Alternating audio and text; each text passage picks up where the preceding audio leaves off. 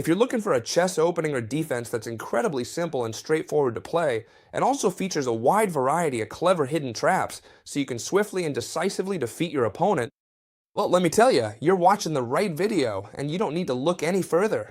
Let me introduce you to the King's Indian defense.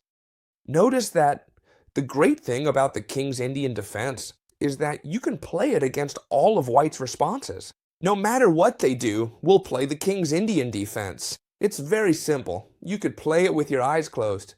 And it also hides some spectacular traps that I'm going to show you in this video. So let's do this. I'll explain them to you completely free, and you give me a nice, it doesn't cost you anything, and it helps me a lot. We'll start with knight to f6. Pay attention, knight to f6 is the move order we're going to play, all right? Well, if they play e4 first, then we could change the move order a bit and play g6 first, okay? But usually, if they play d4, knight to f6, and then they play c4, for example, right? I'm just giving an example, okay? This is the best line for white. All the others are a bit weaker, meaning better for us. And we're going to play g6. Why? It's very simple. What's our idea? Well, to develop the bishop over there and castle. That's really all there is to it, all right? And from there, set up the traps. Pay attention. Possible moves here for the white pieces. All right, so white's plan is to expand in the center. Why? You all know that in chess, we have to fight for the center. If we don't contest the center, our opponent will want to fight for it with their pieces and pawns. The thing is, right now they can't play e4 because it's attacked by our knight. So the most common response for white is knight to c3, so they can play e4 afterward. I'm explaining everything, so it's super clear for you. And just by watching this video, you'll be able to go out and play this defense, all right? Very good. We'll play bishop to g7. See how easy it is? We're going to play this setup here. Once I uploaded a video called Defense for Lazy People, where I explained it a little bit, but it's true that I didn't really get into all these spectacular traps, right? Now, the opponent can play e4, since that's what they've prepared for with the knight on c3. Alright, so there's one thing we need to keep in mind. We want a castle, okay? And you need to burn this into your head. Whenever they play e4, okay? You should always play d6. After that, then you can castle. But why should we play d6? To prevent this e5 advance, to keep it under control, all right? It's very simple. You don't have to overthink it, okay? Whenever they play e4 against you, you play d6, and that's it. You really don't need to complicate things at all. From here, your opponent has a lot of options. So what's the main one? Well, the usual move could be knight to f3. They bring out their other knight and position it so that it's eyeing the center, and also this critical e5 pawn break square. Alright, if you've been paying attention, all we have to do is castle. And notice that we already have the King's Indian setup completed. We don't have to do anything else. Wasn't that super easy? Great! From here on, all the traps we have available will come into play. For example, a very common mistake, alright? Here, from the white pieces, or rather than a mistake, a small inaccuracy, is playing bishop to d3. And I see this a lot in games, because there are people who haven't really studied the theory well. It's totally normal. Not everyone can have the theory memorized, and that's why these videos help us a lot. Since we play against humans and not perfect computers, we learn to punish all the mistakes humans make. So how should we continue if they play bishop to d3?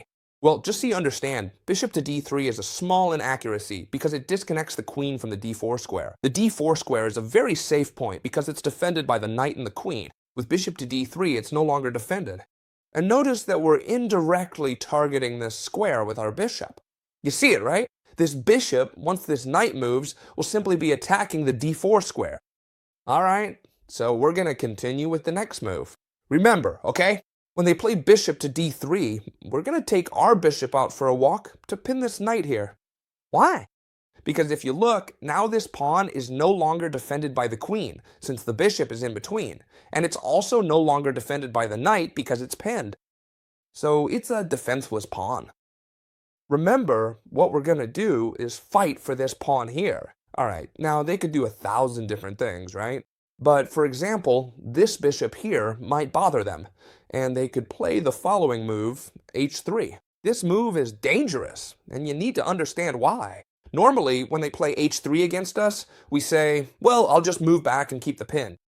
In this case, when we have a fianchetto, that wouldn't work for us at all, because they would simply push the pawn forward, and this bishop can't keep retreating, so we would lose the bishop.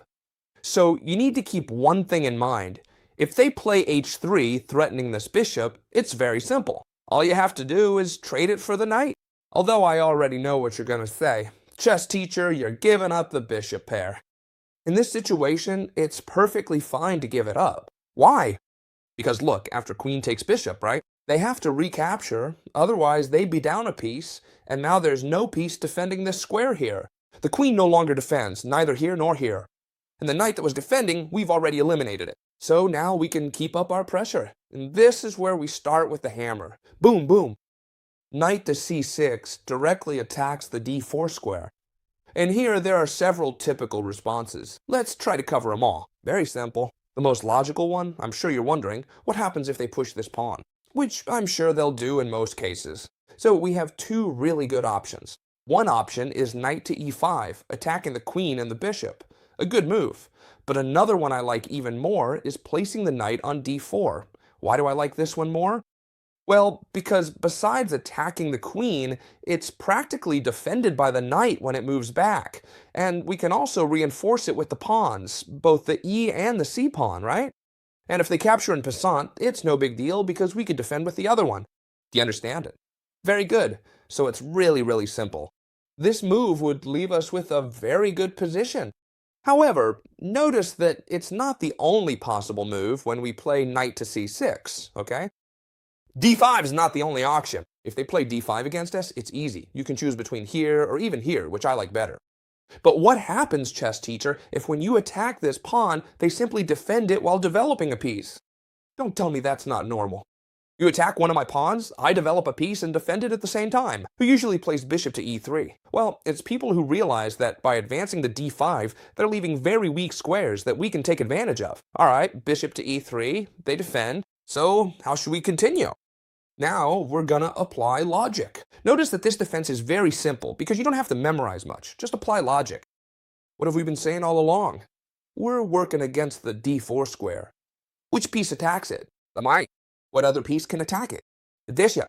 So, for the bishop to attack, we need to move this knight out of the way, so we simply move it. We don't need to make things complicated, and now we're attacking here and here. Basically, if they advance, we're in the same situation as before, right? Thank you very much. But what's happening? That here, once again, they have another way to defend.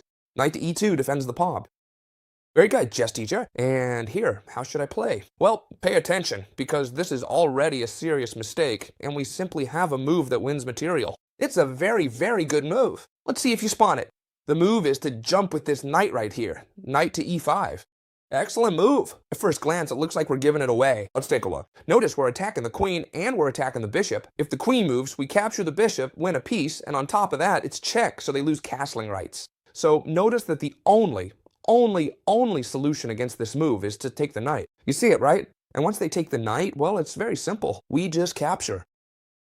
And now we're attacking the queen again and attacking the bishop again. So they're back in the same situation. Look, they have to move the queen, and then we would capture this bishop. With check, they should move the king aside.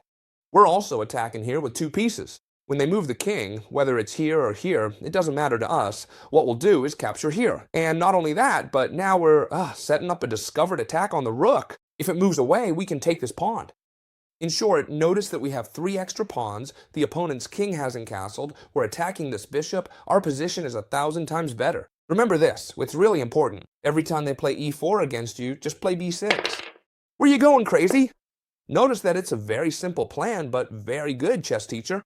Now whatever white plays, great, I castle, I carry out the plan you told me, and we saw that bishop to d3 was a slight inaccuracy because it stopped defending the d4 square. Chess teacher, that's fine, but if they play well and go bishop to e2, what's the plan? My whole strategy was based on them making this move. Bishop to e2. Notice that I always tell you the same thing, right? We need to remember the plan, not the exact moves. Alright, so here, if we know our plan, we know we're going to keep doing the same thing. We come to attack this knight. Our idea was never to pin the queen, but rather to bother this knight. possibly to capture it. You know, if they play h3, what are we going to do? Capture it, right? The plan is going to be very similar. Let's take a look. For example, here they could castle, right? To make sure they don't play h3. If they play h3, you already know, you just capture. They can castle to see another option, which is also very, very logical. And now, what are we going to do? Well, we're going to make a super surprising move. Would we have other, better plans available? Well, maybe, but the one that works for me is the following. Pay attention. We're going to pull back this knight before bringing out the other one. It's true that I always tell you not to memorize moves, but it's also true that you need to understand that sometimes, for example, if they play bishop to e2, in this case, the plan would be to move backward before bringing out this knight, okay? So if they've set up with bishop to e2 instead of bishop to d3, first, knight to d7, the knight from f to d7. Why? Well, if you've understood the plan, it's very simple, right? To come and attack this point here. Very, very easy. If they attack this bishop, what are you going to do? Well, the same thing. Whether they attack it or not, capture this knight. If they don't attack it, you can capture it whenever you want. If they attack it, then obviously, as soon as they do, you capture. There's no other way, okay? Because we don't have time to move it back. If we move it back, we lose the bishop. All right, they recapture. And now, how can we proceed, chess teacher? Because this pawn is no longer hanging, it's only attacked by the bishop, and it's defended by the queen. So here, we don't have any kind of attack at all. Alright, so our plan here is, pay attention, to play knight to c6. Does that sound familiar? I'm sure it does, because this setup is the same as before. The only difference is that before, we were like this. It made a big difference, because this pawn was attacked twice, right? And now we're like this, where it's well defended. But look, it's attacked by two pieces and only defended once, and it's the queen doing the defending. So now, what should the black pieces do? Oh, I mean the white pieces, sorry. Well, now it seems pretty obvious. They should try to defend it as soon as possible. For example, bishop to e3 defends it, and if we attack it again with e5, which is our plan, then now they have no choice but to play d5. If they play d5 right away here when we attack it, that's perfect. We've got what we wanted. If they play bishop e3 first, then what you have to do is play e5 first to put more pressure on it. Notice something. If they capture you, great. You bring in this knight here that wasn't doing anything, you attack this bishop, you attack this pawn, and you have a much better position. Also, this bishop would have discovered attacks. But if they do the logical thing, which is to play d5, we go into our plan. Very simple. Now, how should we continue? We don't have this jump available, but we do have this jump, which is a spectacular move. We attack the bishop, and on top of that, this knight is excellently placed. It's a fantastic knight. That's why, look, it's controlling all the squares. The queen can't come here or here or here. They can't do anything. So the most normal thing is that they'll take out this knight. Very good move. Yes, sir. But notice that when we capture, we end up with two doubled pawns and this pawn, which they'll probably be able to recover easily because it's not easy to defend. Very well, I'm sure you all see it. If you are playing as white and you want to recover this pawn, which on top of that, if you win it, it's a free pawn, how would you do it? I'm sure you would all make the same move. Knight to e2, I attack it with the knight and with the queen. Why? Well, it seems like a very good move because now if we try to reinforce it, they would simply capture en passant, and on the next move they'd capture here. So c5 doesn't work. But here we have the spectacular hidden move, which is the following, d3. A move that's very, very good. We attack the knight and advance the pawn. A pawn that we're giving away, right? We're giving away this pawn. What's going on, chess teacher? Very good, because now what we're doing is freeing the bishop to capture this b2 pawn, which, notice, attacks the rook. And if you've played several chess games, you might say to me, chess teacher, it looks like you got this pawn back, but it's very easy to recover. I attack your bishop, and when you move it away, what am I going to do? Well, I'll just capture this pawn here, right? But this is a serious mistake, because notice that we have this knight jump attacking the queen and attacking the rook. Notice that we gave up the pawn on this square precisely to place the queen there. And on top of that, when they take back this pawn, we've set up the plan to create this double attack with the queen and rook. No matter how much they fall for this little trap, absolutely nothing happens, because our position is going to be fantastic to play, and we'll be able to put a lot of pressure, so don't worry. This is super important. Notice that our plan was, when they played knight to f3, we would come here to pin this knight. Not to pin it, but to attack it. But of course, chess teacher, again, at the beginning, if they played bishop to d3, everything was wonderful, right? Because we had our plan. Then we saw that if they played bishop to e2, we could also carry out our plan. But what happens if they play h3 against me? h3, before playing this knight, forces us not to be able to come here. You see that, right? Why? Because if we come here now and they attack us, we just trade and everything is wonderful for us. But if they play h3 right away, how should I handle it? Well, don't worry, because I also have the solution for you, and you're gonna love it. And it's essential that you know it, because if they play h3 against you and you don't, your whole plan's gonna fall apart. And it's a very simple plan that's worth knowing, okay? Very simple. How are we gonna continue? We castle, we stick to our plan, we castle, okay? Notice that we always use the same structure. This one here in d6, always the same. And now they can play in several different ways. Now they're no longer afraid to play knight to f3 because the bishop can't come here anymore. How should I continue, chess teacher? Well, simply, we're gonna play the knight to c6, attacking this point. Notice that these moves don't have to be exact. If, for example, they play bishop to e3 first, defending here or developing this bishop, that's the same thing, right? We play knight to c6, we attack this point, and they're probably going to have to defend it with knight to f3, right? Because if they play knight to e2, they'd block their own bishop. This is the usual thing. All right, but now our plan to come in here doesn't work anymore. How should I continue? Well, our plan now is to play e5 directly, all right? e5, as you can see, is a move that also shows up in all the variations. What's the idea? Well, if they capture, that's great for us. Why? Because it opens up the diagonal for the bishop. Notice it's on the longest diagonal of the board, and it also opens the file for the rook, which points at the king. So it would be a mistake on their part to capture this pawn. However, now they can play d5 under better circumstances. Why? Because look, let's calculate. If we come here, they kick us out, and we have to stay here. We don't like that. All right, what other option do we have? If we come here, now our knight is way behind and can't go here or here. But what happens if we jump here? They simply capture us with 2 pieces and win a pawn. But we're going to put it here because that's our plan. Notice one thing. How many pieces are attacking this knight? 1, 2, 3. How many are defending it? 1, only the pawn on e5. So it looks like we're just giving away material here in a really, really simple way. But this is our plan. Absolutely nothing happens. Look, okay, they capture here, we capture. Of course, we're not going to lose the piece. And when they capture us again, logically with the bishop, notice because if they capture with the queen, they're exposing themselves to discovered attacks. So they have to capture with the bishop. Then we have a secret move, and you need to know this one. All right? Very, very simple. Pay attention. Knight takes e4. A spectacular move. By taking this pawn, we're getting back the pawn we were down, right? So now we're even in material. But chess teacher, you're going crazy as always. And I'm getting tired of you going crazy in all your videos. But don't worry, because look, we're giving up this knight. You see it, right? We're giving up this knight, but we're setting up a really strong discovered attack here. And even though it's defended by the queen, pay attention to this. When they capture us, we have a move that, if you love chess, will give you goosebumps. Just like it did to me when I studied it. I'm sure you're all thinking of moves like rook to e8, attacking this knight and pinning it. Well, no, the move is queen to h4. Look at that move. What it does is create a double attack on the knight and bishop in a straight line, or rather along a horizontal line. Super strong. Now we really are threatening rook to e8, pinning this knight here and here. All right, are you going crazy, chess teacher? Yeah, but there are still ways to save this, right? For example, what happens if they capture this bishop first? Well, let's see what happens now. It's really, really simple. If they capture this bishop and even attack our rook, it doesn't matter. Because first, what we need to do is capture this knight with check. So they're forced to defend against the check.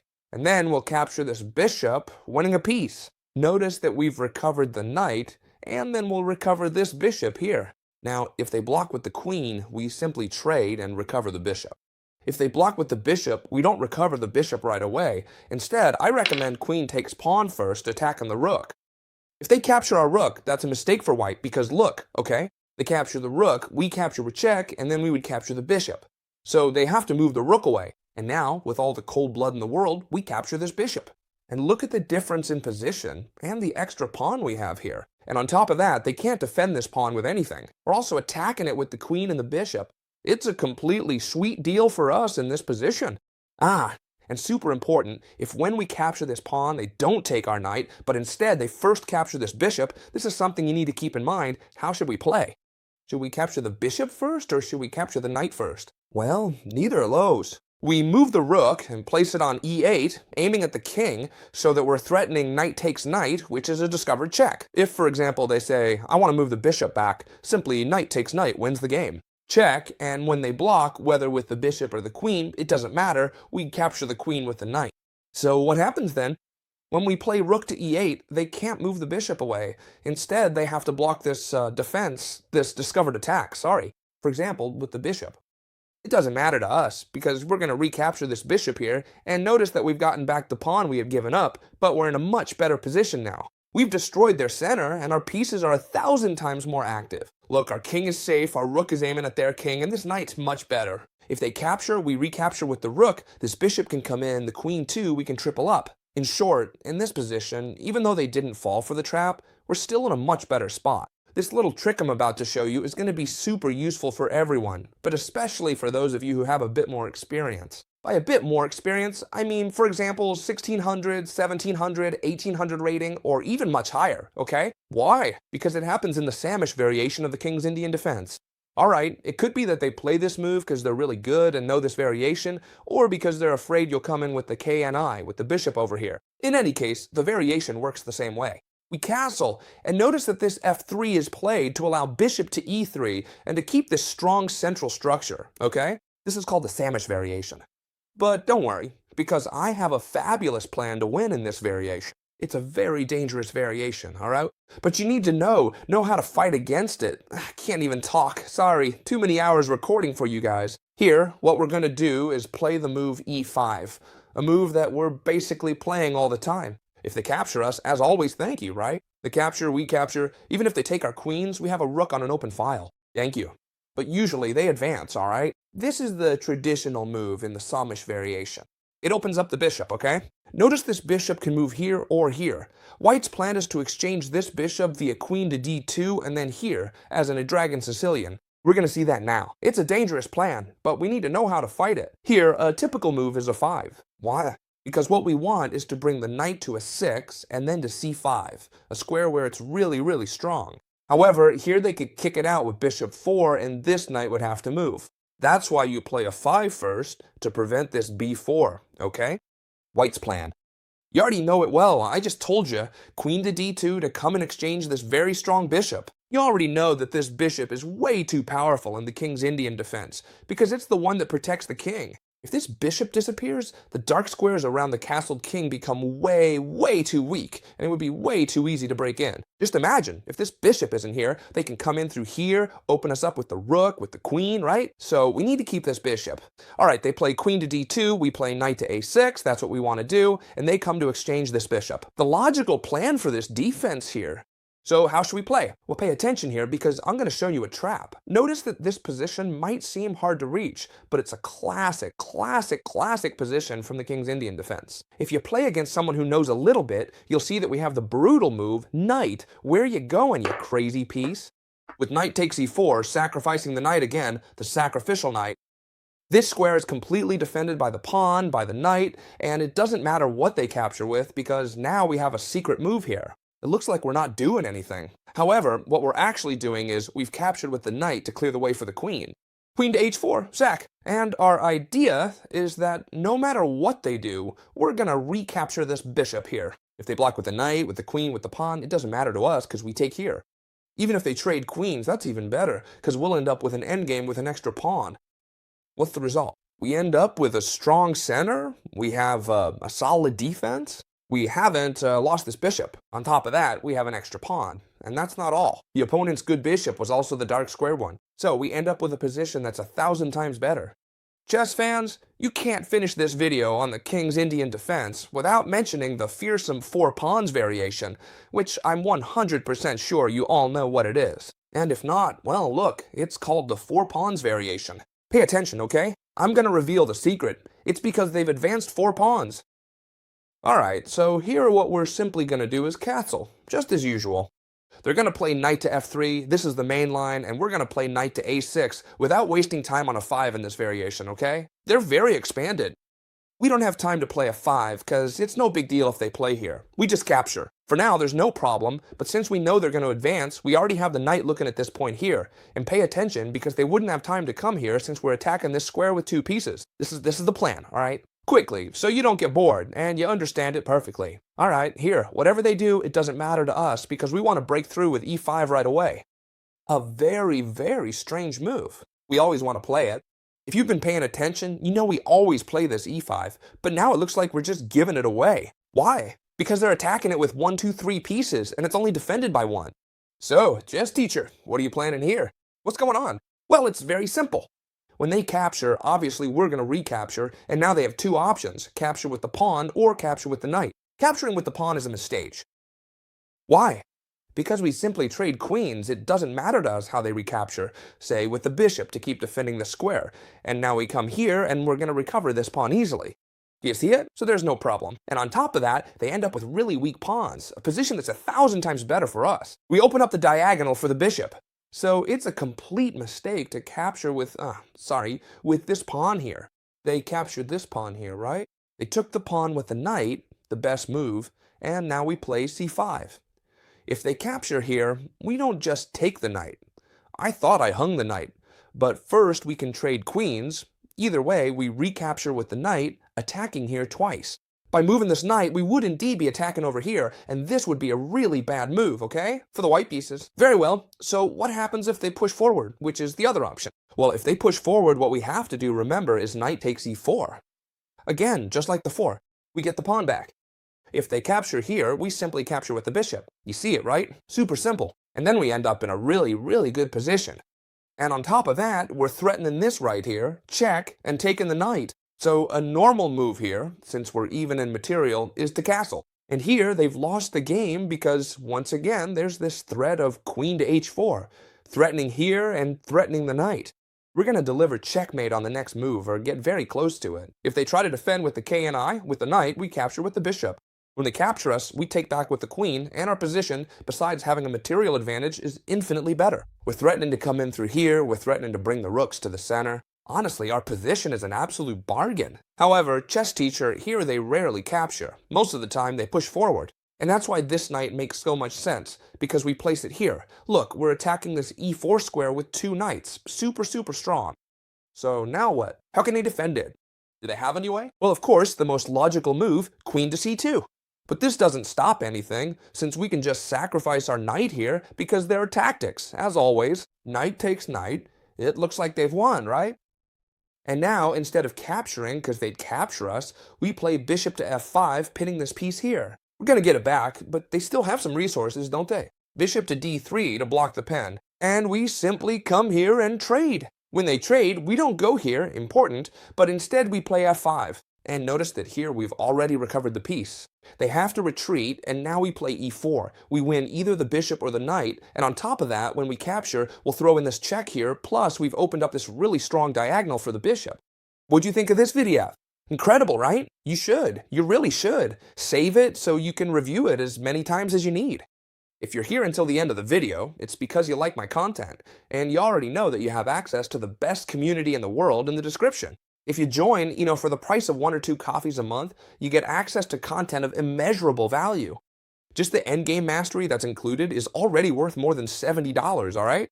So, I recommend you check it out. If you're already in, which is usually the case, then pay attention because I'm going to be posting exclusive content almost daily, alright?